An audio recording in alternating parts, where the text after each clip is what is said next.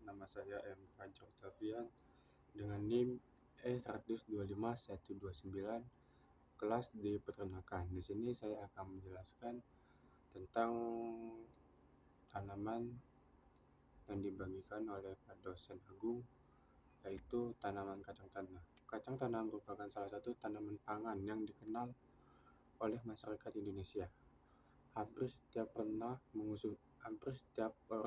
pernah mengonsumsi kacang tanah ini, baik dalam bentuk kacang rebus, kacang goreng, bumbu pecel, dan selai kacang, maupun campuran berbagai makanan ringan. Selain rasanya enak, kacang tanah juga memiliki kandungan gizi yang tinggi dan manfaat yang baik bagi kesehatan. Tanaman ini juga memiliki nilai ekonomi yang cukup tinggi karena banyak dibudidayakan oleh petani di Indonesia. Oleh karena itu, kacang tanah tanaman palawija yang termasuk dalam kacang-kacangan atau famili Leguminosa. Nama ilmiah kacang tanah adalah Arachis hypogae. Tanaman ini berasal dari Amerika Selatan, namun saat ini sudah banyak dibudidayakan di berbagai negara termasuk di Indonesia. Kacang tanah merupakan salah satu tanaman yang penting karena bijinya dapat dimanfaatkan sebagai bahan pangan. Selain itu, tanaman ini juga sering digunakan sebagai tanaman selah karena dapat sebagai tanaman memperbaiki kesuburan tanah melalui kemampuan nitrogen. Ciri-ciri tanaman kacang tanah. Tanaman kacang tanah memiliki ciri khas batang yang berbentuk kecil, bercabang, dan tumbuh mendatar ataupun tegak tergantung varietasnya. Tinggi tanaman biasanya sampai 30-50 cm. Polang kacang tanahnya berada di dalam tanah dan berisi hingga beberapa biji kacang. Biji inilah yang nanti dipanen dan dikonsumsi. Akar tanaman kacang tanah termasuk akar tunggang dan memiliki bintil akar yang membantu proses pengikatan nitrogen. Hal ini membuat tanaman kacang tanah dapat membantu meningkatkan kesuburan tanah. Adapun syarat tumbuhnya kacang tanah.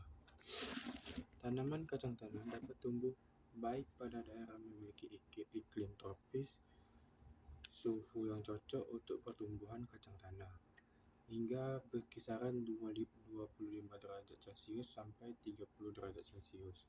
Tanaman ini membutuhkan sinar matahari yang cukup agar pertumbuhan yang optimal. Selain itu, kacang tanah lebih cocok ditanam pada tanah yang gembur dan subur dan memiliki drainase yang baik. Tanah yang terlalu becek dapat menyebabkan pembusukan pada akar dan polong. Adapun cara budidaya kacang tanah. Budidaya kacang tanah dimulai dari pengolahan lahan. Tanah dicangkul lalu dibajak terlebih dahulu supaya gembur tanahnya. Setelah itu dibuat berdengan atau lahan tanam agar tidak mengenang. Langkah berikutnya adalah pemilihan benih yang baik pada kacang tanah yang harus sehat, bernas, dan memiliki daya tumbuh yang lebih baik. Benih kemudian ditanam dengan jarak antara 2-3 cm. Kandungan gizi nutrisi tanah yaitu memiliki kandungan gizi yang sangat baik untuk tumbuh di dalam kacang tanah. Terdapat protein lemak, sehat, karbohidrat, dan vitamin dan mineral. Selain itu, kacang tanah juga mengandung vitamin E, vitamin B, zat besi, dan magnesium.